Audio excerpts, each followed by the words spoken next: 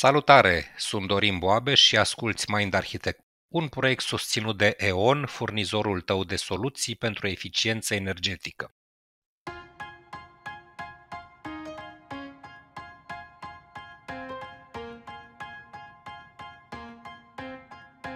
Într-o lume obsedată de productivitate, Petronela Rotar, psiholog și scriitoare, ne provoacă să regândim relația noastră cu pauzele.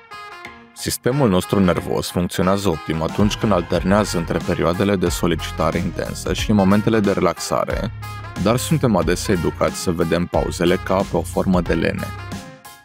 Pauzele nu sunt o dovadă de slăbiciune, ci o necesitate biologică. Ele ne permit să ne regenerăm motivația, să ne menținem creativitatea și să ne consolidăm învățămintele din experiențele trăite. Însă, societatea ne insuflă ideea că pauzele sunt ceva rău, instigând vinovăție în momentele de inactivitate. Explorăm cum credințele greșite despre odihnă se instalează încă din copilărie și cum putem învăța să acceptăm nevoia de pauze ca parte a procesului de recuperare și revitalizare. Acceptarea momentelor de inactivitate ca parte esențială a vieții ne poate ajuta să evităm epuizarea și să ne păstrăm sănătatea fizică și mentală.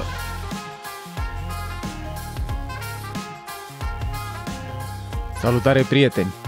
Bine ați rămas cu noi în sezonul ăsta dedicat stării de bine și am ajuns acum la un episod pe care eu îl aștept de foarte mult timp.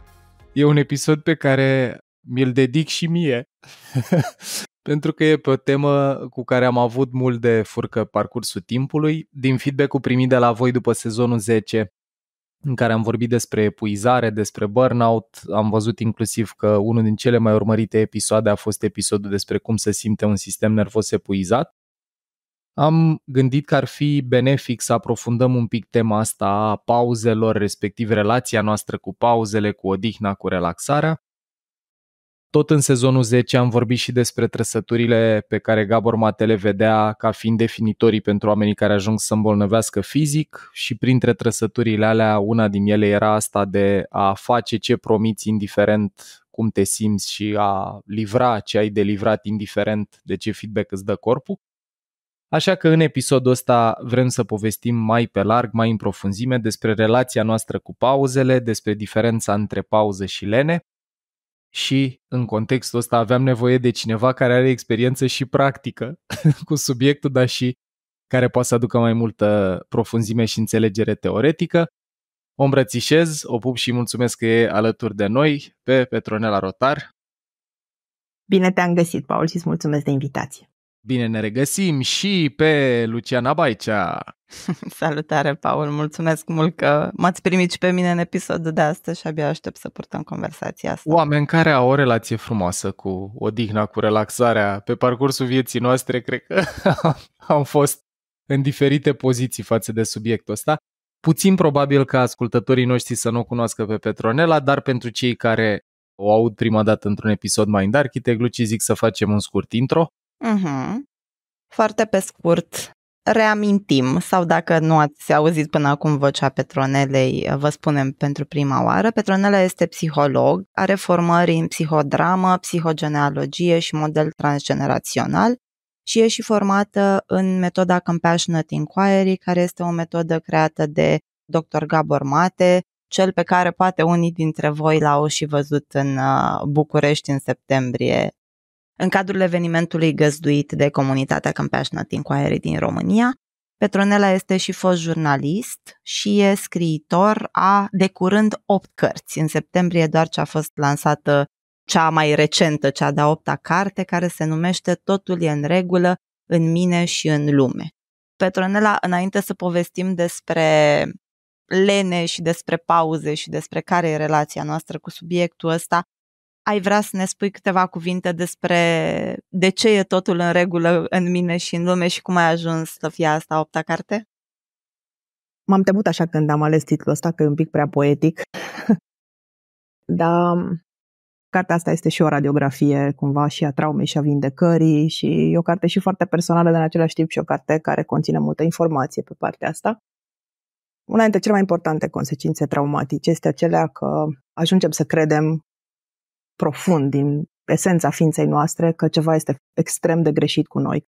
că suntem defecți, că suntem anormali, că e ceva care nu e în regulă cu noi și nici cu lumea în care ne-am născut, pentru că ne rănește foarte tare. Și cum cartea asta cumva cuprinde drumul de la sunt foarte în neregulă, sunt defect, sunt greșit, n-ar trebui să trăiesc pe lumea asta pentru că sunt un ciudat, la e tot în regulă în mine și în lume. Mi s-a părut un titlu potrivit așa, care să transmită și cititorului același mesaj, că nu e nimic în neregulă cu niciunul dintre noi. Ce e în neregulă este cu ce ni s-a întâmplat atunci când eram mici, nu cu modul în care am răspuns la asta. Ce frumos! Și se leagă și de o carte pe care noi am documentat-o în premium în ecosistemul pentru abonați, care se cheamă What Happened to You? Ce s-a întâmplat cu tine, scrisă de Bruce Perry și de Oprah, care cumva, din ce descrii Petronela, e în același spirit. Nu e nimic fundamental în neregulă cu noi, ci merită să ne întrebăm ce am trăit, exact. Ce am pățit, de am ajuns în modul ăsta de funcționare. Deci asta e povestea acestui titlu. Mulțumim și mulțumim că avem ocazia să aflăm despre ea. Noi înregistrăm în august episodul ăsta, deci încă nu este scoasă la tipar cartea, dar la momentul la care voi ascultați, dragilor, episodul, cel mai probabil cartea e deja disponibilă, așa că dacă vreți să vedeți cum că nu e nimic în neregulă cu noi și cum arată și călătoria ta personală, că mi se pare frumos că ne-ai împărtășit înainte să înregistrăm, că în cartea asta cumva ai putut observa și tranziția de la cum erai tu la primele cărți versus cum gândești, cum simți, cum trăiești acum la a 8-a. După 20 de ani de lucru cu mine. Excelent. E bun, hai să vedem dacă în tot acest lucru cu tine a fost și timp și spațiu pentru pauze și pentru odihnă. Noi am avut ideea să facem episodul ăsta împreună vorbind în context terapeutic despre relația cu pauzele și dificultatea, cel puțin a mea, în unele momente în a mă bucura de ele.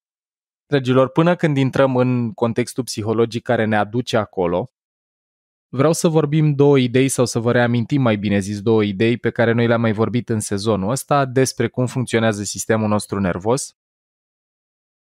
Ideea e că activarea noastră nervoasă funcționează pe un continuum al evaluării și investiției de energie, pe care noi am mai numit-o și ilustrat-o în diferite materiale în Mind Architect drept curba stresului sau curba încărcării alostatice. Și fiecare spațiu din această curbă a stresului, fiecare interval are niște parametri neurobiologici diferiți care duc la stări și nevoi diferite. De la relaxare, care pentru orice sistem nervos e indispensabilă pentru bună funcționare, până la supraîncărcare, epuizare, zona de distres, de amenințare foarte intensă, unde se modifică mulți parametri biologici. Pentru aprofundarea ideii astea, că n-are sens să o reluăm în episodul ăsta cap-coadă, vă recomand pe de o parte episodul din sezonul ăsta despre tiparele de stres, de la stresul acut, la stresul cronic, la stresul traumatic, unde vorbim și despre componenta neurobiologică, teoria polivagală și stările de activare ale sistemului nervos autonom, până la materialele din premium despre neurobiologia stresului și strategii de recuperare. Acum, în acest continuum, orice sistem nervos funcționează optim când alternează între momente de solicitare sau stresul ăsta acut și momente de relaxare și inactivitate.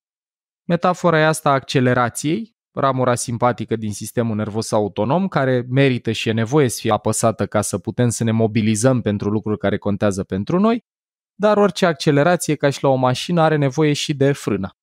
Respectiv, ramura parasimpatică, rest and digest, ramura care modifică parametrii neurobiologici și ne duce într-un spațiu din ăsta de odihnă, de relaxare.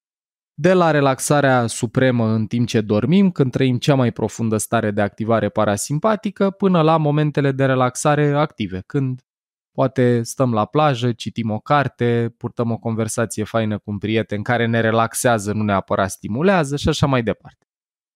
Altă componentă neurobiologică este că inclusiv capacitatea noastră de concentrare funcționează în niște cicluri, numite cicluri ultradiene, și ciclurile astea durează undeva între 90 și 120 de minute și în biologia noastră, ca undeva după maxim 90 de minute de concentrare, să avem nevoie de aproximativ 20-30 de minute de relaxare mentală, lucru pe care, dincolo de teorie, probabil că l-am trăit cei mai mulți dintre noi și în practică. Am observat că nu ducem atenție susținută mai mult de o oră jumătate.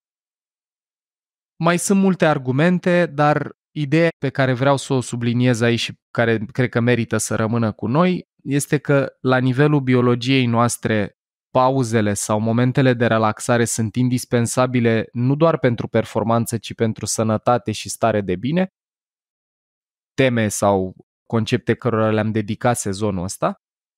Și plecând de la ideea asta că avem nevoie de pauze și de relaxare ca să rămânem sănătoși, să rămânem în spațiu de stare de bine și să și performăm, hai să vedem ușor în continuare cum ajungem să avem dificultăți cu asta, că pare că e ceva atât de firesc și atât de natural nouă, dar cu toate astea mulți dintre noi, inclusiv subsemnatul, subvorbitul, inclusiv eu am avut o bună perioadă din viața mea dificultăți în a mă relaxa pe deplin. Am împărtășit în sezonul 10 parte din momentele astea, când eram, nu știu, în vacanță în Italia și mi-actualizam profilul de LinkedIn sau când stăteam seara la un serial sau la un film sau la ceva ce îmi plăcea și simțeam agitație fizică și mentală și dificultate în a mă odihni. Acum aș vrea să o întreb pe Petronela cum ajungem noi, psihologic vorbind, să avem dificultăți în a ne odihni și a ne relaxa. Ce se întâmplă, fie acasă, fie în școală, de ajunge să ne fie greu ceva atât de firesc? Se întâmplă că asociem pauzele cu ideea asta că suntem leneși, că suntem neproductivi și că existența noastră nu este justificată în momentele în care stăm degeaba. Și asta ajunge să fie o credință extrem de puternică care ne mobilizează până la epuizare până la urmă. Atunci când aud acasă, de exemplu, la mine în familie, există această vorbă că o să ne hodinim când o să murim, cum zicea bunica mea. Și hărnicia era așa o valoare foarte importantă, dar înțeleasă nu într-un mod sănătos, care să presupună, nu știu, ne odihnim, muncim, iarăși ne odihnim. Nu, muncim tot timpul pentru că exista și o frică mare de supraviețuire și atunci când ți este frică, când generații în spatele tău au trăit foamete, li s-au luat pământurile, bunica mea a trebuit să lucreze de la 6-7 ani ca zilier. Era luată de sașii bogați din apropierea satului unde ea trăia și se ducea la muncă ca să poată să ajute la întreținerea familiei. Ori când vii dintr-un spațiu de ăsta de lipsă foarte mare, psihologic ești tot timpul în alertă și ai nevoie cumva să tot muncești ca să simți o formă de siguranță, de ideea asta că vei avea ce să pui mâine pe masă copiilor. Și asta e una dintre componente. Noi, ca copii, la rândul nostru, dacă am fost gratificați, am primit validare, dacă am primit iubire chiar, doar în momentele în care am produs note bune, excelență, am muncit pentru iubire, asociem cu munca și cu rezultatele noastre ideea asta că ne justificăm existența, că primim acceptare, iubire, validare de la părinții noștri. Și ele ajung să fie indisolubil legate, practic, în creierul și în sistemul nostru nervos. Și nu ne mai permitem să ne odihnim pentru că odihna devine periculoasă. Mie ce mi se pare foarte util din ce povestești e faptul că poți să ajungi în spațiul ăsta fără să fi primit o condiționare directă legată de asta. Partea asta a doua cu aprecierea muncii sau a efortului și aprecierea unui copil care nu stă niciodată. Eu mi-aduc aminte, fără ca mama sau tata să-mi fi spus în mod direct, băi, nu e bine să te odihnești sau nu te odihni, ba, din contră. Mi-aduc aminte că chiar erau momente când insistau să dorm. De exemplu, după ce aveam antrenament la volei, mă încurajau o graniță cu obligau să dorm, ca după aia să pot să continui cu teme sau altceva. Dar în momente în care trăiam activități care îmi făceau plăcere, nu știu, mă jucam pe calculator sau vorbeam pe Mirc, la momentul respectiv vorbeam pe chat cu prieteni, lucruri care nu erau neapărat văzute drept productive sau utile, acolo apărea invitația asta, pune și tu mâna pe carte, mai fă ceva, iar stai degeaba, te vezi că te-ai jucat prea mult și încet am observat asta uitându-mă înapoi. Sistemul meu nervos a ajuns să asocieze momentele de relaxare sau de plăcere, de bucurie, de activitate neproductivă în mod direct față de sarcină, să le asocieze cu amenințare. Exact asta se întâmplă. Ajungem să asociem odihna /lenea, da, așa, peiorativ, cu ceva periculos pentru noi, pentru că în momentul în care părinții noștri nu ne aprobă, nu ne acceptă, nu ne iubesc, ne retrag iubirea, poate ne pedepsesc, copilul înțelege că este în pericol inclusiv să fie abandonat la un moment dat, pentru că cu mintea și cu capacitatea pe care o avem la vârste mici de a înțelege lumea, pentru noi poate fi foarte concretă această amenințare că părintele nu ne mai iubește, dacă nu ne mai iubește, noi nu avem altă variantă pentru a supraviețui. Da, cred că e și mai ușor să ajungi acolo în momentul în care am trăit experiențe în copilărie în care unul sau amândoi părinții nu mai vorbeau cu noi când îi supăram că nu suntem productivi sau că nu facem lucruri. Exact. Respingerea asta cred că putea să fie ușor percepută drept abandon, așa. Luci? Eu mai am o curiozitate, Petronela, și anume care e impactul pe care îl au, nu știu, poate politicile publice sau un impact colectiv asupra relației noastre cu a fi productivi, respectiv a fi leneși. Și contextul în care pun întrebarea asta e următorul. De curând am terminat de citit cartea Marielei Neagu, care e researcher în zona asta de copii instituționalizați, asistență socială și poveștile lor. Cartea se cheamă 40 de istorii de viață din leagănele de copii și sunt fix asta, 40 de povești, o cercetare calitativă despre efectul avut de creșterea natalității din perioada comunistă, boom-ul de natalitate, asupra vieților oamenilor ăstora. Și întrebarea pe care o am este dacă în mod colectiv primim mesajul ăsta că venim pe lume ca să fim membri productivi ai societății, că e nevoie de o societate bogată în termeni de mulți oameni, natalitate crescută, ca noi să fim prosperi, ca stat, ca, știu eu, cultură, naționalitate și așa mai departe. Întrebarea e ce impact are genul ăsta de mesaj colectiv asupra relației pe care o avem noi cu pauzele și cu productivitatea.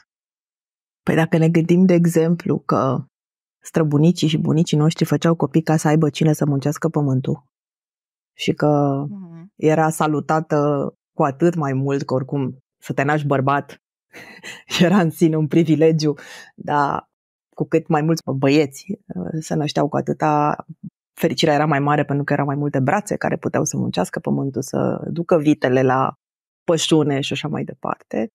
Și că ne gândim că una dintre zicalele importante românești este să faci copii ca să aibă cine să-ți aducă la bătrânețe un pahar de apă, să muncească pentru tine toată viața. Fix la asta. Da? Deci, practic, rolul copilului a fost pentru foarte multă vreme să fie un sprijin pentru părinte, să vină în familie ca să pună osul la muncă, nu să se joace, nu să se bucure.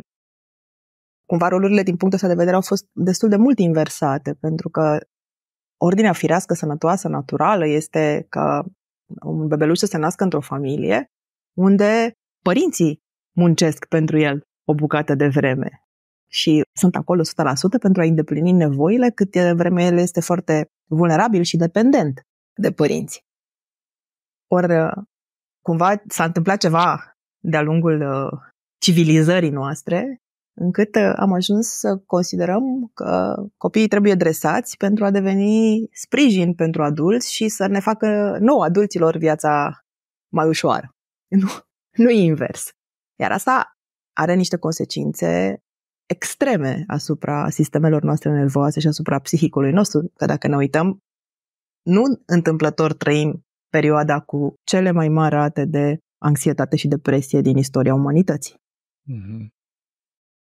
Aici îmi vine în minte și faptul că tot într-un episod în sezonul 10 am vorbit despre nevoile astea fundamentale ale copiilor pe care le-a exact. pus și Gabor în și una dintre ele este aceea să nu muncești pentru iubire. odihna completă, da, Exact. care pentru mine e super amuzant că recent am reamintit nevoile astea într-o conversație privată și mi-au venit foarte la îndemână atașamentul securizant, exprimarea autentică a tuturor emoțiilor și joaca liberă, dar parcă mai era una pe care nu o țineam minte și surprinzător.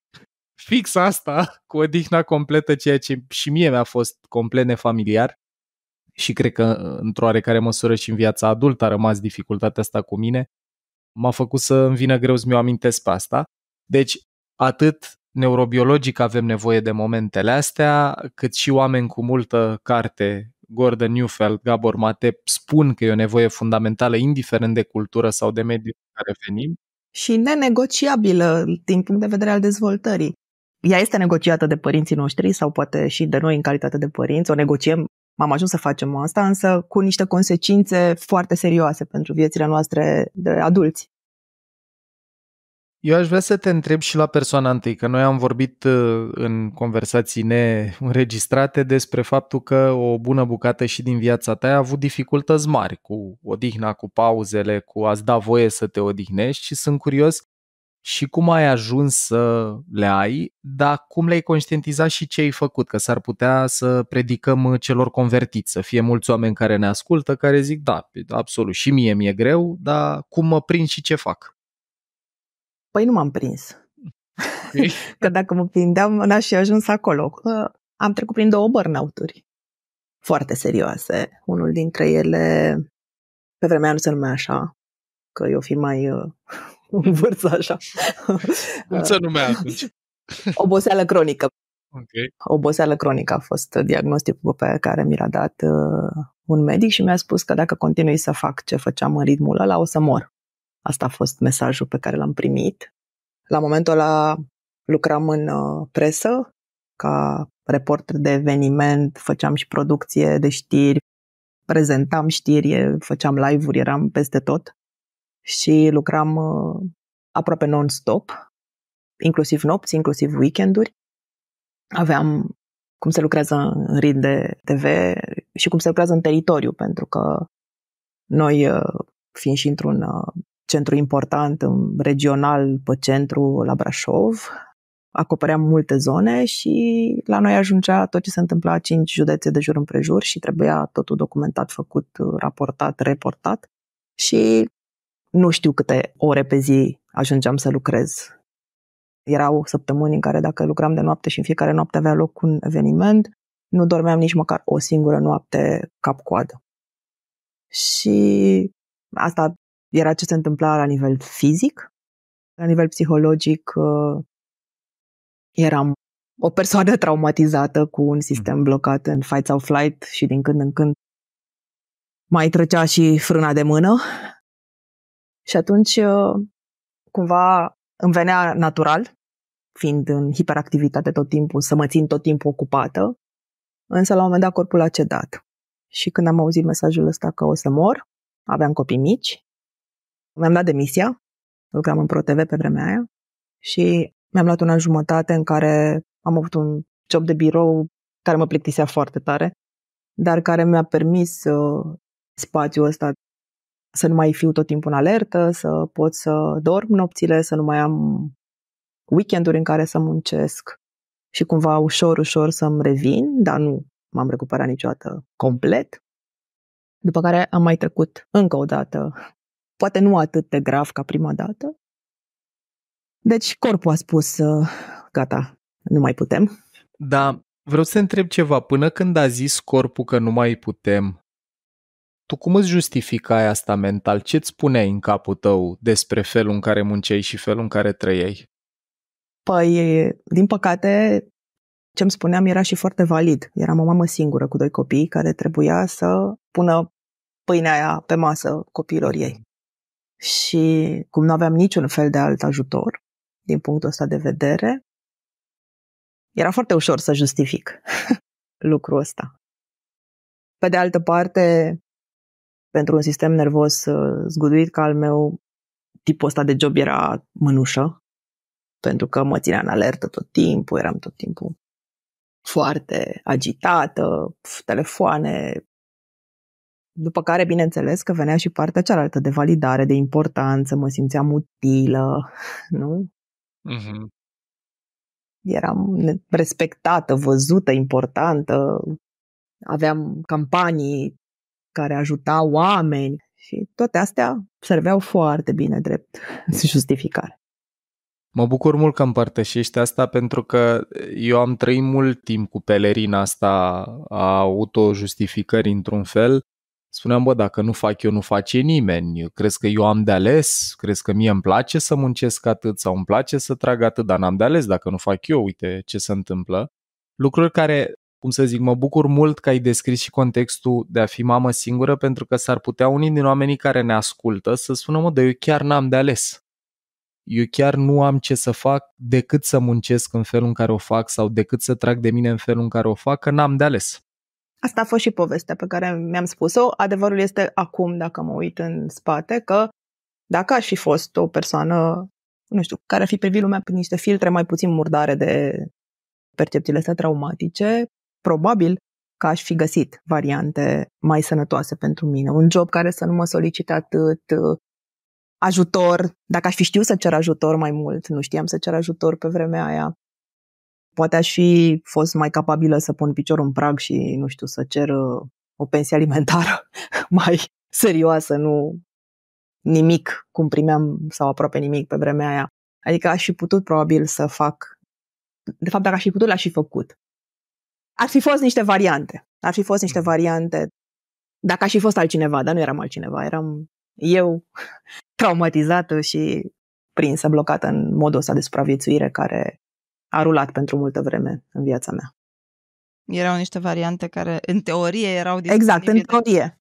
În teorie, da. În teorie, da. Practic, ele nu erau disponibile pentru că ce e foarte important de înțeles este că noi, când facem aceste alegeri care vin dintr-o perspectivă din asta a consecinței traumatice, ele nu sunt alegeri reale. Nu e ca și cum avem pe masă multe opțiuni și noi stăm și ne gândim și o alegem pe cea mai proastă poate dintre ele. Este o alegere automată pe care o face sistemul nervos pentru că asta este ce cunoaște și strategia de supraviețuire pe care o găsește în momentul ăla optimă.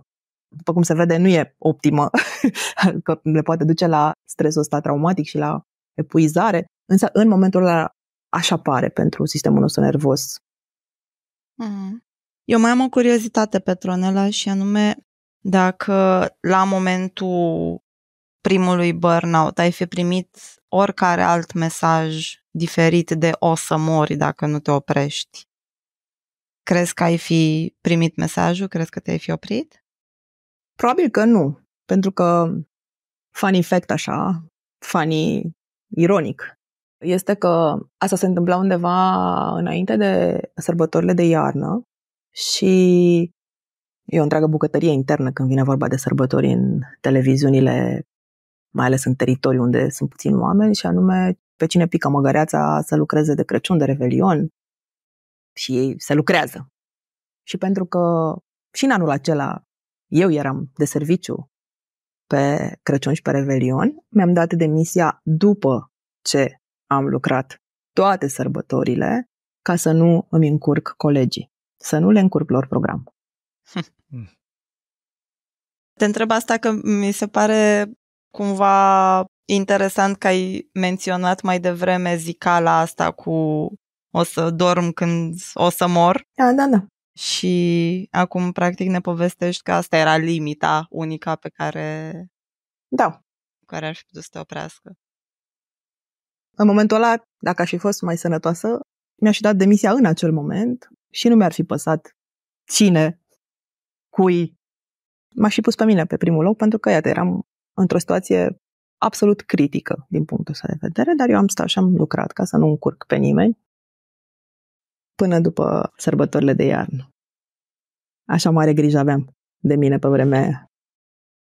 Mie mi se pare foarte interesant că de multe ori genul ăsta de mod de funcționare, să te pui pe tine pe ultimul loc, să te sacrifici pentru binele altora, care iar e una din trăsăturile de care vorbea și Gabor, care duc la boală, asta cu a prioritiza excesiv nevoile emoționale ale altora, ignorându-le pe ale tale, noi le vedem de multe ori într-o aură prosocială, luminoasă. Asta numim altruism, un om empatic, un om plin de compasiune. După aia mă gândesc și la exemplele astea profesionale pe care eu le aud destul de frecvent în sălile de curs când avem cursuri în companii. Sunt, cred că în fiecare grupă, niște manageri sau niște profesioniști care spun, da mă, dacă vrei să faci super performanță, cum face Musk, care conduce 7 companii în paralel, n-ai de ales decât să muncești 16 ore pe zi, să dormi în fabrică. Și mi se pare utilă o conversație cum e cea pe care o purtăm noi, care să arate și partea întunecată a lucrurilor ăstuia. Că, realitatea e câteodată că dacă tragi foarte tare, dacă muncești ca Elon Musk, da, s-ar putea să realizezi mai multe lucruri. Eu am citit biografia și el avea ideea asta că pur și simplu dacă muncești dublu orelor pe care îl muncește rivalul tău, probabil că o să faci de 2 ori mai mult, ceea ce până la un punct poate fi adevărat dacă nu ți se prăjește sistemul nervos sau dacă nu spune corpul nu, cu o epuizare sau o boală. Dar să știi că și în cazul meu a funcționat. N-am fost cel mai bun jurnalist din Brașov, am fost. Asta vreau să zic. Nu sunt eu una dintre cei mai vânduți scriitori din țară, sunt. Iată, a funcționat. Singură, am scris 8 cărți, fac exact. nu știu câte retreat-uri pe an, am și clienți individuali. Asta cred că e util totuși să punem pe tapet și să legitimizăm sau să luăm așa în calcul că genul ăsta de efort și genul ăsta de muncă s-ar putea în unele perioade în viața noastră să fie util, cel puțin pe task. Cum era și situația ta când trebuia pur și simplu să întreții fetele și să reușești să răzbești, între ghilimele, cum spunem noi. Mă gândesc și la mine, unde între 20 și 30, când simțeam că trebuie să îmi construiesc cariera asta în training, faptul că aveam media aia de 150-180 de zile de curs pe an a fost necesară ca să se întâmple niște... Și a funcționat, ai ajuns cel mai bun trainer din țară, iată. A funcționat. Problema e că pe parcurs, până la epuizare, până la divorț, până la, am spune corpul, stai cu minte, mi-am dat seama că sunt și niște costuri aici și cred că asta e utilitatea principală a episodului, să-i ajutăm pe oameni să înțeleagă că genul ăsta de efort e nenatural, atât psihicului cât și biologiei noastre. Noi nu suntem niște organisme care au evoluat și s-au dezvoltat pentru în fiecare an mai mult sau pentru accelerație la podea tot timpul. Și motorul se strică dacă facem asta. Exact. Asta e o metaforă cu care oamenii cuplează, că povesteam cum, de exemplu, când ne oprim la pompă să punem benzină sau ducem mașina în service să o verificăm sau să schimbăm piese, nu ne uităm la asta drept lene. Nu e ca și cum mașina e leneșă care are nevoie să o oprească la pompă sau că ocazional intră în service, dar la noi de multe ori când avem nevoie de o vacanță sau când după ce am avut o zi solicitantă vrem pur și simplu să nu facem nimic productiv, ne uităm la asta drept lene. Și aș vrea să te întreb cum poate un om care ne ascultă să diferențieze între momentele când autentic are nevoie de pauză versus momentele în care poate, și hai să vedem și asta, cum am definit lenea. Există? Cum arată, cum se simte? Cum e diferit? Eu sper să existe și pentru mine este un deziderat să ajung cu persoană leneșă. Cred că lenea e un construct social. Pentru că dacă ne uităm un pic la ce identificăm drept lene, nu știu, sunt poate acele persoane care fie nu pot și noi nu ne dăm seama că nu pot pentru că nu suntem suficient de informați despre asta și nu înțelegem că ceea ce de multe ori identificăm drept lene este un sistem nervos blocat în dorsal vagal, în freeze, în congelare și care nu permite mobilizarea. Iar alte ori este un mod sănătos al corpului de a se reface după perioade foarte serioase de accelerație la podea. Și în ambele cazuri nu este de judecat, ci e de înțeles ce s-a întâmplat acolo, de, nu știu, activat un pic de curiozitate să vedem, ok, de ce corpul meu trage spre lene, între ghilimele. Și uite, dau un exemplu aici, că am mai găsit chiar la oameni apropiați mie discursul ăsta care zice ceva de genul, nu că eu sunt leneș, că am observat eu că dacă mă lași și nu-mi dai lucruri de făcut, nu am ceva care să vină din exterior, care să pună presiune pe mine, eu nu fac nimic. Care pentru ei reprezintă un argument că ei sunt leneși și că probabil mai sunt mulți alți oameni în felul ăsta și atunci trebuie să fie o presiune, trebuie să fie un stimul extern care să vină și să ghideze sau să normeze cum anume și când anume putem să ne punem în funcțiune comportamentele astea care țin de lene.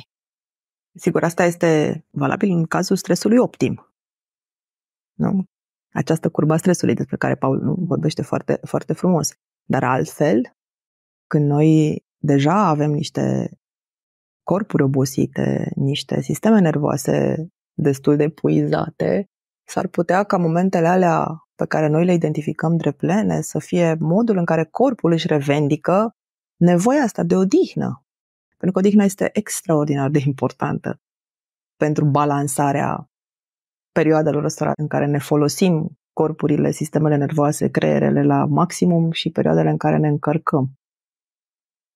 Eu personal văd în spatele fiecărui individ care e etichetat de leneș o justificare, o explicație care are foarte, foarte mult sens.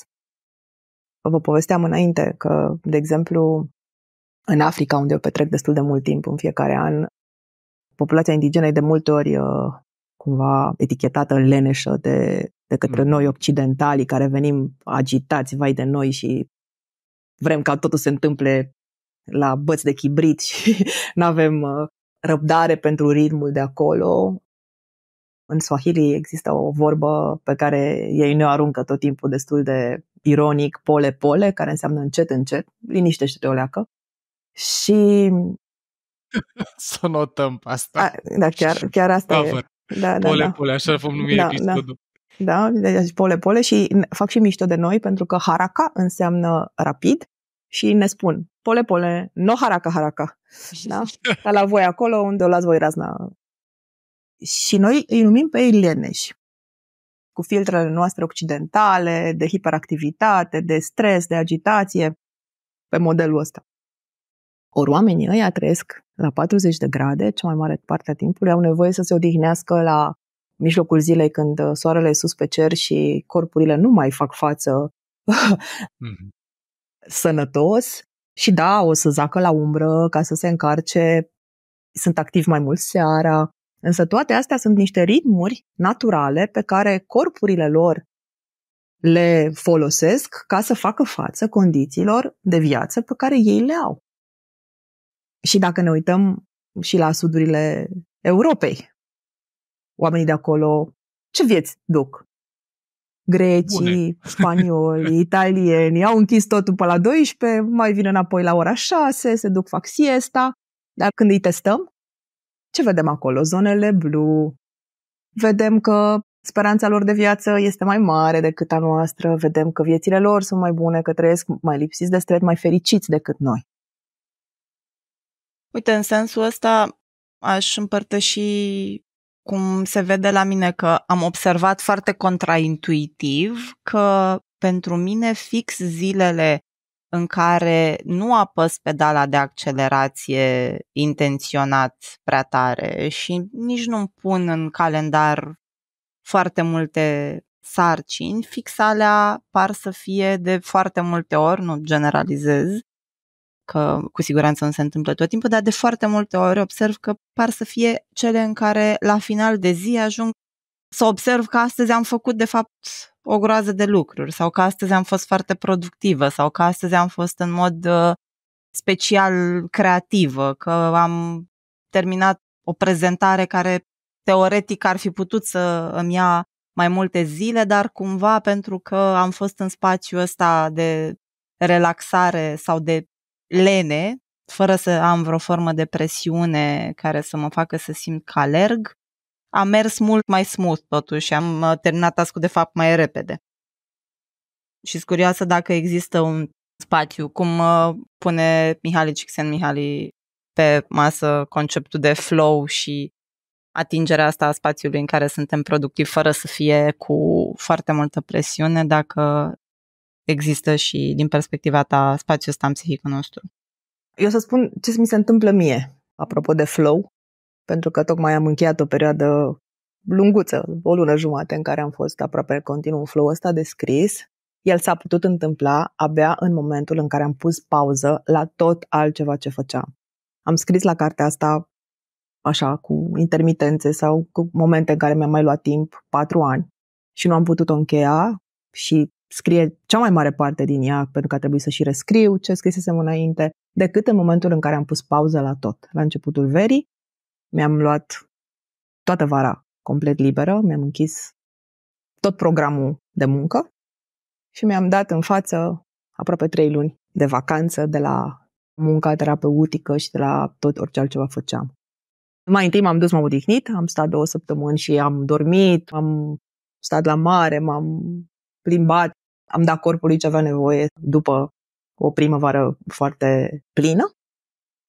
Și după aceea a putut să se instaleze creativitatea, starea asta de flow în care am scris, am avut și 11-12 ore de scris aproape în continuu, pe zi. Sunt curioasă dacă la început de vară, când ai pus stop la toate celelalte activități și ți-ai luat pauza asta, ți-ai dat și un deadline pentru carte sau a fost ceva cu open ending?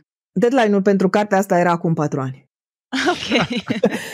Când am avut discuția cu editura. Și pentru că pentru mine este un efort programatic conștient, să nu mai pun presiune pe mine, am decis că o să las să se întâmple când va fi spațiu pentru asta. Mi-am propus, adică parte din motivul pentru care am luat această vacanță de 3 luni a fost și să termin sau să încerc să termin cartea. Nu m-am așteptat să existe așa o stare de flow atât de puternic și să termin atât de repede și să mai și rămână aproape o lună fără cu cartea încheiată.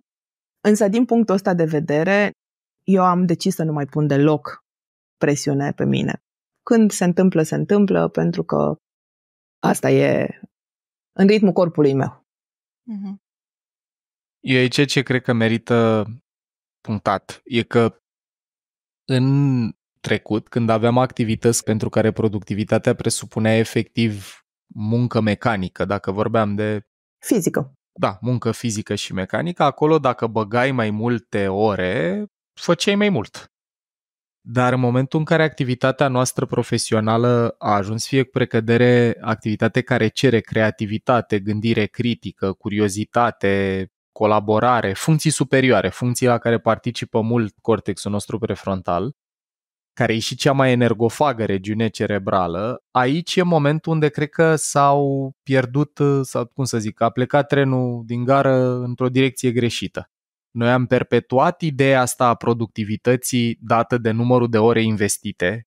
Cu cât muncești mai mult, cu atât ești mai productiv, fără să păstrăm în minte particularitatea asta a creierului nostru, că dacă facem muncă creativă, cum e să scrii o carte, sau dacă facem un tip de muncă care cere autocontrol și autoreglare, cum e activitatea, nu știu, din call center sau negociere sau comunicare publică, dacă ești profesor sau trainer sau părinte, dacă trebuie să interacționezi cu copilul tău dintr-un spațiu bun, lucrul ăla nu merge ca spartul lemnelor oricând. Ca să spargi lemne sau să cari saci, oricât de obosit psihic ai fi, ai în continuare destulă bandă să faci lucrul ăsta și să-l faci mai degrabă bine. În schimb, dacă trebuie să facem lucruri care cer funcții superioare, și aici o să aveți pe ecran o listă cu funcțiile astea la care participă cortexul nostru prefrontal, acolo ce ne-ai descris tu, Petronela, și anume că ți-ai luat niște săptămâni de odihnă completă înainte să te apuci de o muncă care cere foarte multă și creativitate și gândire critică și reflexie și așa mai departe, e indispensabilă și cred că aici e cumva realinierea necesară. Cu cât facem un tip de muncă care cere mai multe funcții superioare, cum e și ce descrii tu, Luci, cu o prezentare importantă pentru un proiect viitor, unde trebuie să te pui în pielea partenerului, în pielea sponsorului, să-ți imaginezi și publicul țintă, acolo, chiar dacă am muncit 2 sau 3 ore pe zi în loc de 8, s-ar putea ca alea 2-3 ore să aducă mai multă valoare și, cum vorbeam la începutul episodului, nici să nu poți să faci 8 ore pe zi genul ăla de muncă, pentru că pur și simplu sistemul nervos nu funcționează așa, n-are resurse pentru funcții care cer cortex prefrontal 8-9 ore pe zi. Are 2-3, are dacă luăm pauze. Insist pe ideea asta foarte tare că mai ales în mediul corporate e obsesia asta pentru rezultate și pentru productivitate, obiective în fiecare an mai ambițioase, secura asta permanentă deasupra capului dacă nu livrezi, dacă nu atingi obiectivele stabilite de companie. Și ăsta nu e neapărat un lucru rău să vrei progres sau să vrei să evoluezi, dar e bine să ținem cont și de cum ne funcționează creierul în procesul ăsta și să acceptăm că e foarte diferit să spargi lemne 8 ore pe zi versus să vorbești cu clienți dintr-un spațiu de empatie și discernământ. Un lucru pe care l-am observat apropo de asta și după ce am și citit un studiu pe tema asta este că și pentru mine, care lucrez tot cu funcțiile superioare și când lucrez muncă terapeutică, este că mai degrabă funcționează și mie mai bine când îmi iau mai multe pauze mai scurte, dar mai dese, decât când muncesc mult și după aceea, nu știu, mi-am luat o pauză mai mare pentru că meltdown-ul este atât de mare în prima parte a pauzei încât nici nu apuc să mă bucur de ea. Și atunci, pe măsură ce timpul tot trece și mi-ascult corpul, ce am observat a fost că am avut nevoie ca, nu știu, și între retreat-urile mele, dacă la început mi-era sau credeam că mi-e ok cu 2-3 zile, acum să-mi iau 7-8 de pauză totală, în care stau, mă încarc, aduc înapoi energie ca să pot să continui în perioadele în care le-am mai strânse. Deci, pauze mai dese. Da, autentic, cheia marilor succese. Exact. Acum aș vrea să mergem încet către o parte foarte practică, pentru că oamenii care ne ascultă s-ar putea să se regăsească și în faptul că pauzele sunt necesare, să acceptăm argumentul ăsta ancorat în biologia noastră, să își dea seama și că poate au dificultăți din condiționarea fie de acasă, fie din școală, cu asta, cu sentimentele de vinovăție, de rușine, de anxietate, de disconfort când se odihnesc sau când iau pauze. Tu ne-ai împărtășit că momentul care te-a determinat să trăiești și să te porți diferit a fost ăsta cu 2 burnout-uri, dacă continui așa o să mori. Și acum și pentru mine, dar și pentru cei care ne ascultă, cum a arătat un before and after? Cum trăiai înainte și ce ai început concret și practic să faci diferit după ce ai început să te prioritizezi și să ai grijă mai mult la a-ți lua timp și la a lua pauze? E un proces mai complex, că nu a fost doar din spațiul ăsta, pentru că, cum ziceam la începutul episodului, din fericire pentru mine, în toată perioada asta, din 2000, nici mi-aduc aminte, 5, 6, 4, am început un proces terapeutic, care întotdeauna a fost cel mai bun, cel mai potrivit, cu terapeuții cei mai buni sau cu cei mai potriviți mie, însă a fost un proces constant și atunci am putut să schimb din interior niște modele care erau foarte poguboase pe termen mediu și lung pentru viața mea, așa anume să încep să spun nu-uri, să încep să îmi reconstruiesc sentimentul valorii personale, să înțeleg despre mine că e în regulă să nu mă mai pun pe ultimul loc tot timpul și să încep să văd ce se întâmplă cu viața mea interioară. A fost un proces de reconectare foarte important cu corpul, pentru că eram extrem de disociată și de deconectată de corpul meu din cauza lucrurilor care se întâmplaseră în copilărie și în tinerețea mea și n-auzeam ce îmi spunea corpul. Doar când urla foarte tare și poate e important de zis un lucru pe care l-am mai povestit și care apare și în cartea pe care am scris-o acum, este că eu am fost o pacientă de urgențe și de spitale toată tinerețea mea din cauza asta. Tocmai pentru că nu mi-ascultam corpul, că eram deconectată și că mă suprauzam în astfel de activități, eram foarte bolnavă. Eu n-am fost niciodată atât de sănătoasă cum sunt în ultimii 10 ani, la 20 sau la 30 de ani. Sunt mult mai sănătoasă la 47 de ani decât am fost când aveam 27. Nici nu se compară. Cum mă simțeam la 27 de ani, era ca și cum mă trăiam în iad față de cum mă simt acum psihic, fizic, emoțional. Deci a fost un proces îndelungat. Nu toată lumea are un istoric de complex PTSD ca mine, din fericire, și nu pentru toată lumea e la fel de greu să ajungă acolo. Dar a fost un întreg proces și ușor am început să mă aleg mai mult pe mine, să mă pun mai mult pe primul plan, să încep să fac lucruri pentru mine, să găsesc în fiecare zi ceva care, și asta este o regulă pe care eu o am în viața mea și în zilele noastre, în fiecare zi să existe câteva momente care sunt doar ale mele. Și nu trebuie să fie lucruri, nu știu, super costisitoare de făcut sau ca timp, energie sau bani, Okay. și ceva care să îmi aducă mie bucurie, să mă încarce din punct de vedere emoțional. Poate să fie meditație care nu costă nimic și nici ca timp, sunt 15 minute pe zi pe care să ți le oferi ție, să te conectezi cu corpul, cu respirația, să fii prezent pentru tine în viața ta, să umblu desculță prin iarbă, vreme de 5 minute, să stau și să-mi beau cafeaua în soarele dimineții pe terasă. Toate astea și cumva mi-am construit programatic o viață care să se ducă în multă liniște și conectare, să stau mult în natură, să dorm. Somnul la mine este nenegociabil. Eu nu mă trezesc dimineața pentru nimic și nimeni în lume și corpul meu când mă trezesc dimineața, și dimineața înseamnă înainte de 8. Ok. Eu mă simt...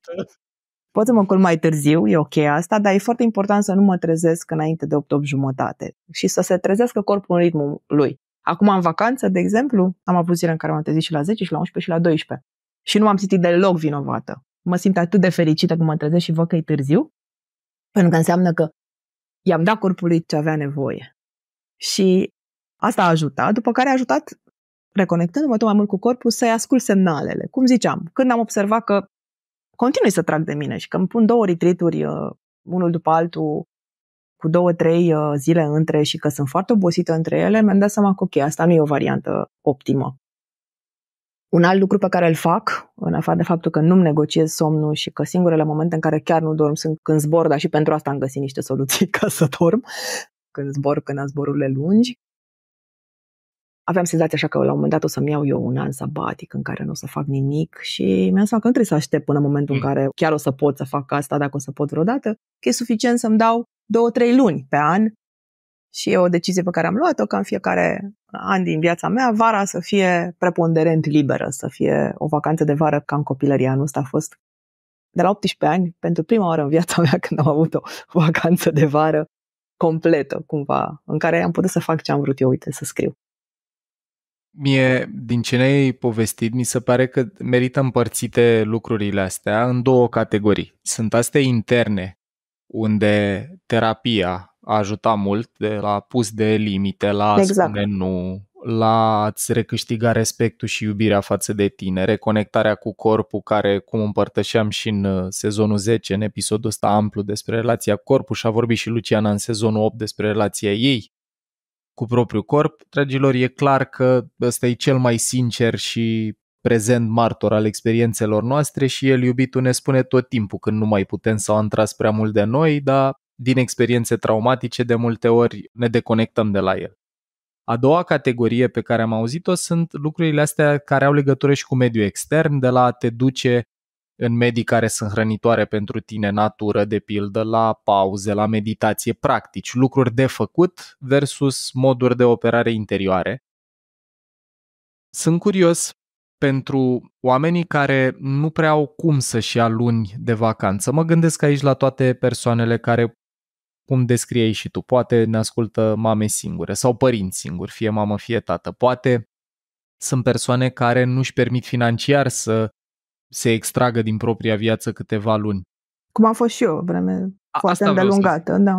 Pentru oamenii care sunt în situația asta și care conștientizează că, ok, trebuie să fac ceva. Eu mă gândesc de pildă chiar și la o persoană apropiată mie care mă ajută cu curățenia de ceva timp. Soțul dumneaei a trăit o problemă de sănătate, ea muncește acum practic pentru 2 ca să țină casa și facturile de sănătate ale soțului și copilul și așa mai departe. Pentru oamenii care sunt în situația asta și n-au libertatea să modifice sau să schimbe orice, poate nu-și permit nici sprijinul terapeutic. Uitându-te înapoi, care ai zice că sunt cele mai importante lucruri care au făcut cea mai mare diferență și care sunt și accesibile marii majorități a oamenilor? Decizia asta de a-mi lua puțin ceva, să-mi dau în fiecare zi ceva doar mie. Cum ziceam, care nu trebuie să fie nici foarte costisitor, nu trebuie să ne cheltuiască nici foarte mult timp, că uneori nu-l avem copii mici, dar ceva care să fie încărcător cumva pentru noi, care să ne hrănească, care să ne susțină din punct de vedere energetic. Un pic de timp, să ne dăruim nouă, așa cum dăruim telefonului orele de încărcare, ca să îl avem tot timpul la dispoziție, să-l putem butona toată ziua. La fel suntem și noi, avem nevoie de pauză de recharge și să ne gândim la noi așa ca și cum am fi un dispozitiv care este epuizat și care are nevoie de un pic de încărcare și fiecare știe cu sine, pentru că suntem diferiți. Sigur, sunt lucruri care pe toți ne liniștesc și ne încarcă și care ne activează și tonifiază nervul vag și ne ajută pentru asta, cum sunt reconectarea cu natura, practicile de respirație, îmbrățișările, conexiunea umană, o întâlnire cu un prieten bun, cum ziceai, care să ne încarce. Dar fiecare dintre noi are și niște lucruri de astea care sunt poate foarte personale. Când stau să mă gândesc ce mi-aduce mie bucurie, ce mă încântă, ce mă face să mă simt hrănit emoțional, încărcat. Și să-mi dau asta în fiecare zi câte puțin, să fac asta o practică conștientă, zilnică din viața mea. Să văd un pic unde anume îmi prisosește sau unde poate există niște timp pe care îl folosesc într-un mod care nu e neapărat benefic și de acolo să rup și să găsesc un management poate mai bun al zilelor mele încât să pot să rup de acolo o jumătate de oră pe zi pentru mine. Și somnul. Mm-hmm. Somnul e gratis. Liderul indisputat, exact. detașat. Când am început să îmi dau spațiul ăsta pentru a dormi, sigur, nu întotdeauna am putut dormi. Am avut niște episoade de insomnii teribile în viața mea, în care stăteam, cum zicea bunica mea, ca huhurezul și mă uitam la tavan sau pe balcon, stăteam în noapte și mă uitam în casele vecinilor. Am niște poeme pe tema asta în primele mele cărți. La ora aia depresivilor, la aproape 4 dimineața. Nu întotdeauna am putut să dorm, însă atunci când am putut să dorm și când am avut episoadele astea, nu de oboseală cronică sau de, cum mi-a spus un neuropsihiatru la un moment dat, că am activitate cerebrală continuă, creierul meu nu mai accesat. Îmi pot imagina oameni care ar spune, mamă, ce tare sunt, creierul meu nu se odihnește niciodată. Da, nu. E ceva foarte rău asta, pentru că asta înseamnă că suntem într-o stare de alertă continuă și constantă. M-am dus inclusiv la psihiatru și am luat medicație, pentru că deja sistemul meu nervos nu mai putea singur să se autoregleze și a fost nevoie pentru perioade limitate, inclusiv de medicație psihiatrică, pentru a reseta sistemul nervos. Și nu e nimic în neregulă sau greșit cu a cere ajutor în momentul în care simțim că nu putem să ne mai reglăm singuri. Mă bucur mult că ne-ai împărtășit și îți mulțumesc tare că împărtășești din lucrurile astea.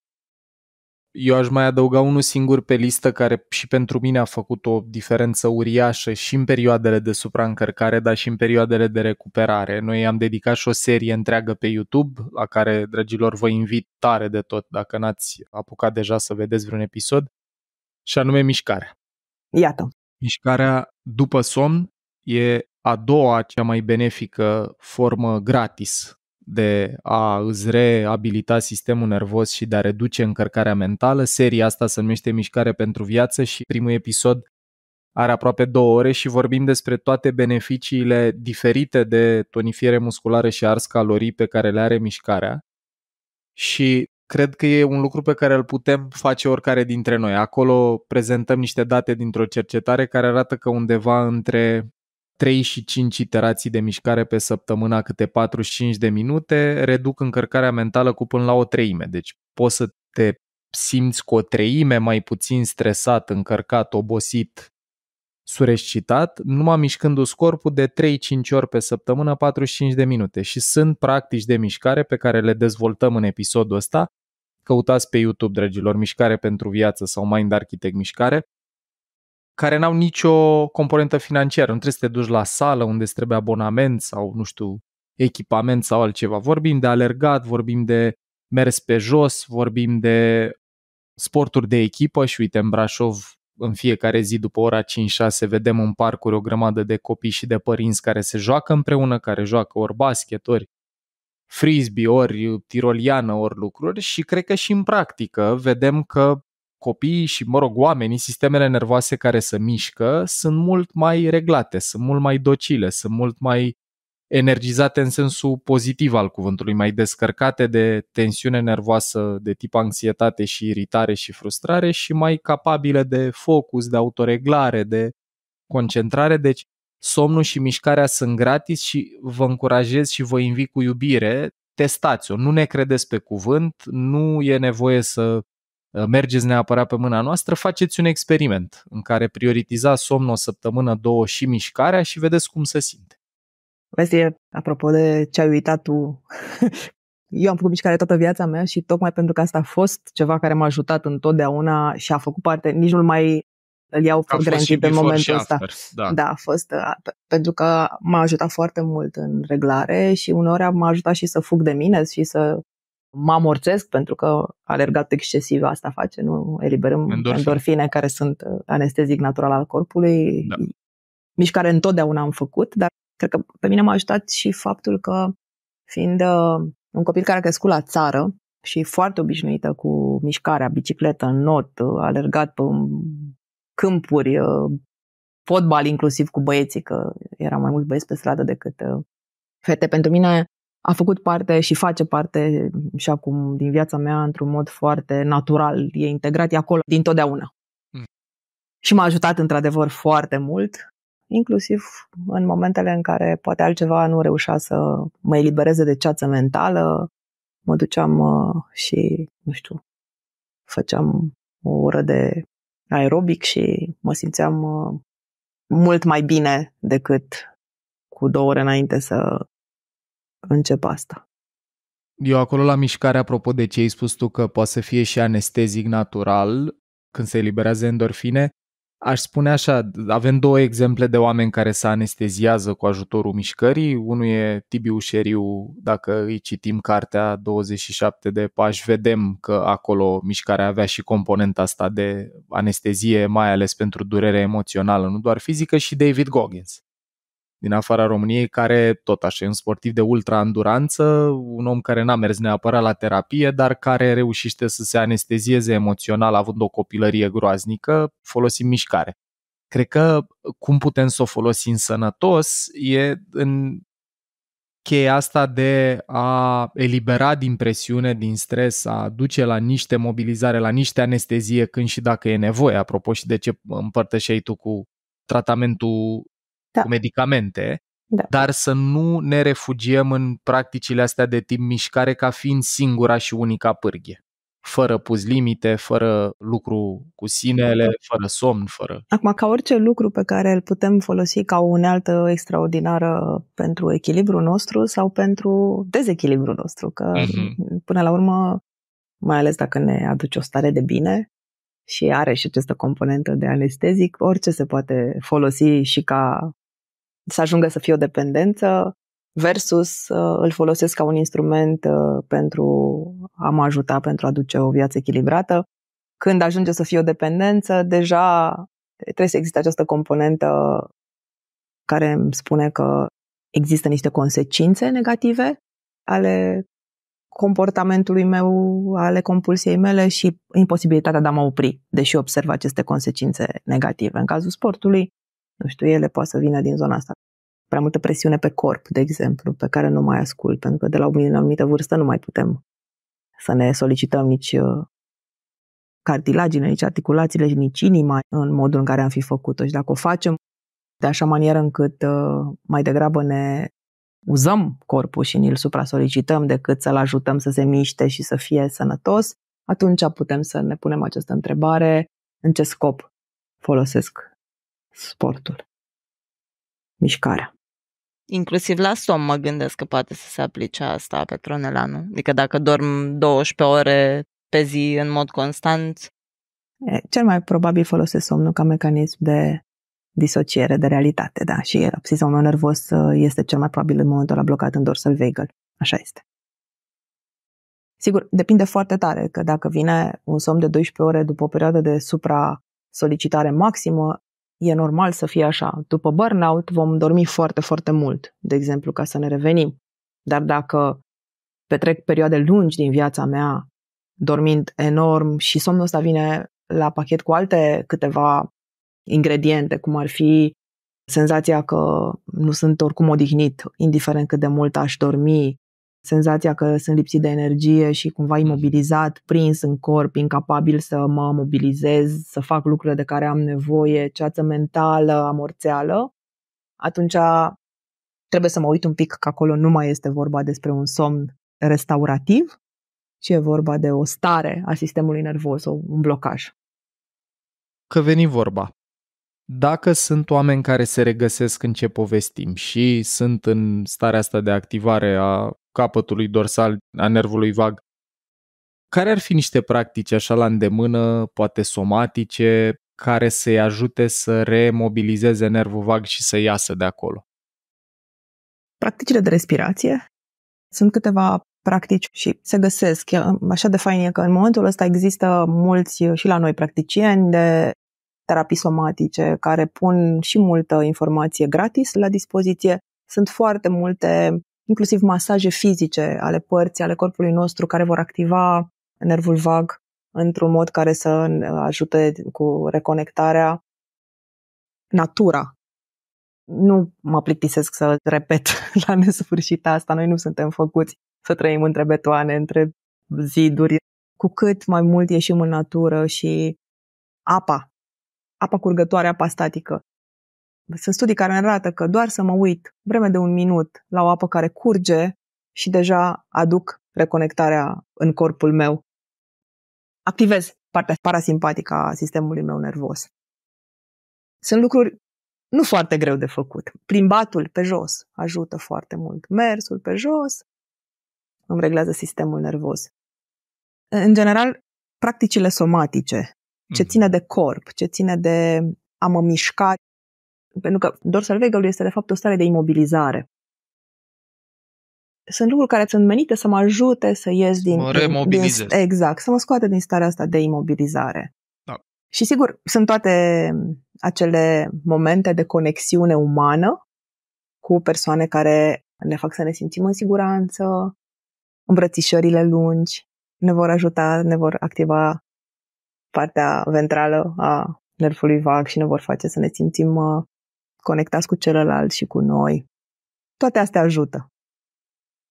Uite, mi se pare foarte util că în timp ce ne povesteai, mi-am adus aminte din 2023, în prima parte a anului, când eram în recuperarea asta după burnout, după epuizare, făcând în capul meu distinția asta între lene, pauze și spațiile astea de activare, ventral vagal activation, o activare asta a capătului ventral în care cauți conexiune socială și e disponibil pentru interacțiune, pentru a fi prezent, trăiești stări de bucurie, de împământare, de prezență, activarea simpatică cu energie ori de tip confruntare, ori de tip evitare sau capătul dorsal al nervului vag, care e tot o formă de activare parasimpatică. Mi-aduc aminte că în perioada aia, apropo de conexiune socială, eu fiind un om extrovert care și a energie din interacțiunea cu oamenii, mi-aduc aminte că căutam interacțiune cu precădere cu oameni care mă simt foarte în siguranță.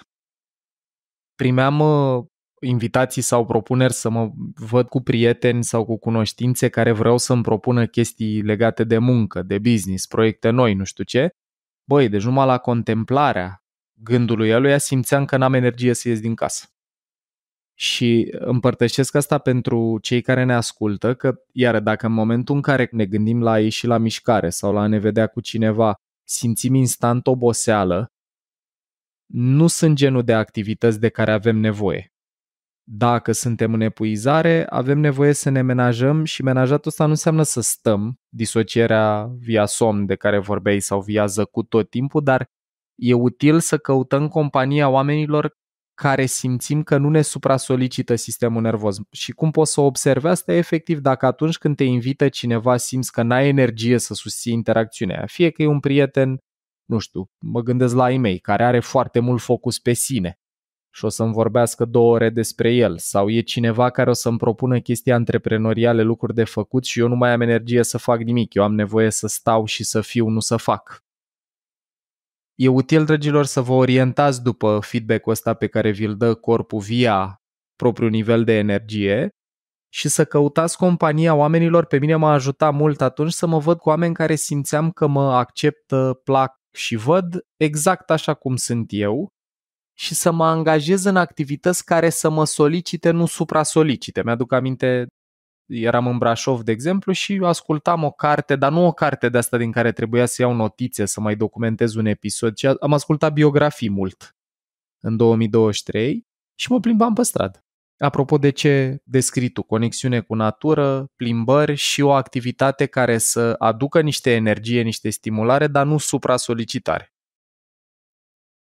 Și ușor, dacă facem lucrurile astea zilnic, să ne luăm timpul ăsta doar pentru noi, ne putem reveni. Nu o să se întâmple instantaneu, nu o să se întâmple peste noapte, însă, pentru că un sistem nervos epuizat și care deja e blocat în survival, nu își va reveni după 2 practici somatice și o meditație, însă, pe măsură ce continuăm să ne prioritizăm, să simțim că suntem suficient de importanți, să ne dăm nouă timpul ăsta și aceste practici, ne revenim. Și după aceea, odată ce avem mai mult echilibru și simțim mai multă energie, putem lua decizii mai bune pentru viața noastră pe termen mediu și lung. Mm-hmm.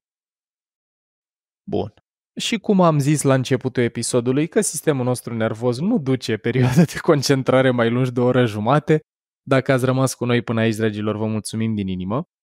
Pe încheiere, aș vrea să te invit, Petronela, să ne spui dacă e ceva ce nu te-am întrebat sau care ar mai merita așa de adus în discuție în contextul stării de bine, al pauzelor, al diferenței astea între lene. Eu am învățat că nu există lene azi, că există doar un sistem nervos condiționat să se uite așa la relaxare și la pauze, dar că în termeni absoluți nu putem vorbi despre lene. Și din munca terapeutică e ceva ce ai observat în mod recurent așa la clienți, la pacienți, ce ar merita adus în discuție în episodul ăsta? Vreo idee, vreun gând, vreo dificultate comună?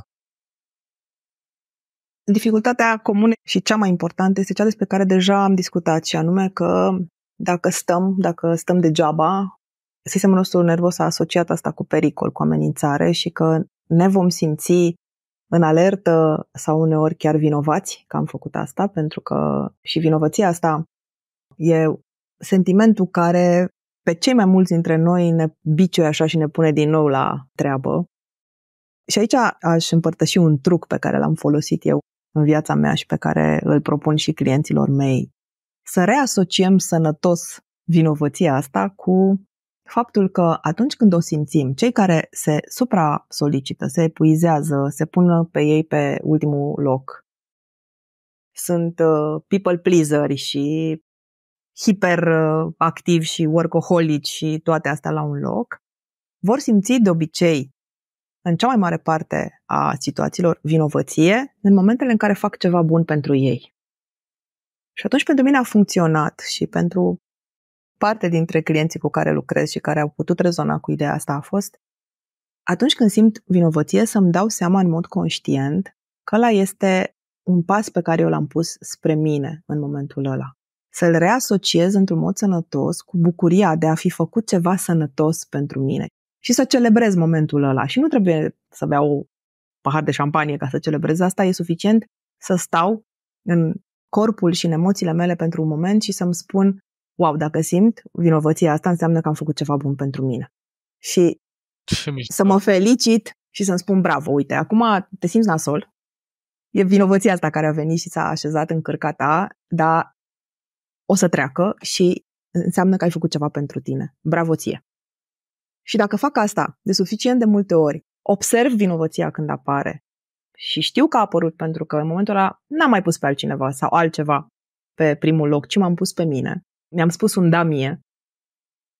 Dacă o fac suficient de multe ori, vinovăția aia începe să dispară și să fie înlocuită cu bucuria de a face ceva pentru tine și pentru reconectarea ta, pentru regăsirea ta. Și garantez, pentru că sunt cineva care simțea enorm de multă vinovăție când făcea asta. Astăzi simt voluptate. Când spun nu-uri și când nu fac nimic, când sunt în starea de Nixon de care vorbesc olandezii, dar nu face nimic, pur și simplu, Doamne, simt în corp așa bucuria de a spune nu, de a nu face, de a fi... Mă uit în calendar și văd că mi-am lăsat 2 zile libere în săptămâna cu care am mult muncă. Wow!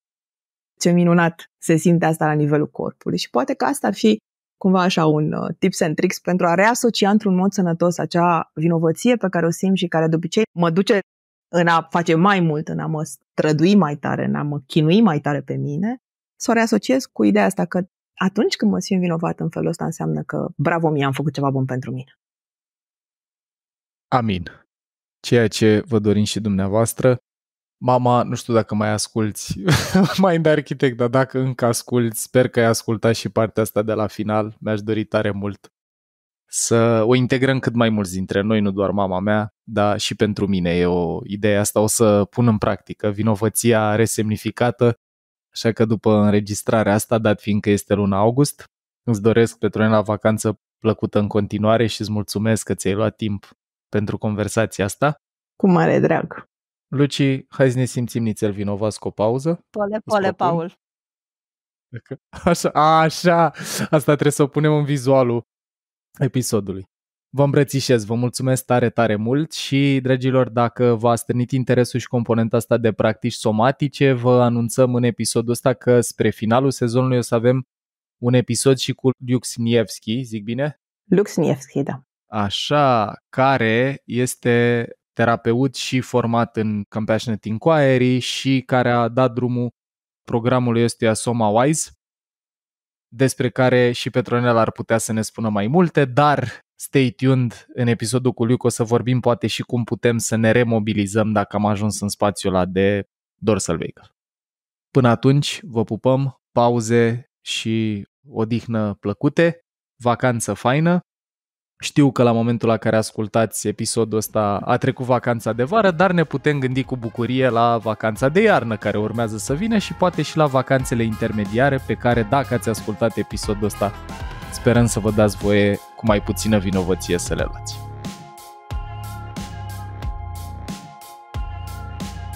Acesta este un material gratuit prin care echipa Mind Architect contribuie la dezvoltarea personală și la cunoașterea de sine fundamentate în știință. Dacă vrei să aprofundezi subiectul pe care tocmai l-ai ascultat, devino și tu membru Mind Architect Premium, unde ai acces la materiale audio-video, rezumate infografice și recomandări de resurse. În plus, și poate cel mai important, întâlnirile MA Live, unde poți intra în direct cu echipa noastră pe teme care te interesează. Și acces la grupul de Facebook privat, unde ținem aproape de comunitatea abonaților. Iar dacă vrei să înveți în ritmul tău, te așteptăm pe mindarchitect.ro în secțiunea Online Academy, unde te așteaptă cursuri certificate, cu informație clar organizată, cu suport vizual excelent, teste și studii de caz. Poți asculta în continuare gratuit episoadele de podcast Mind Architect pe rețelele de podcasting precum Spotify, Apple Podcasts, YouTube și pe mindarchitect.ro. Iar dacă ți-a plăcut acest episod și crezi că i-ar face viața mai bună cuiva cunoscut, ne-am bucurat tare să ne ajuți cu un share.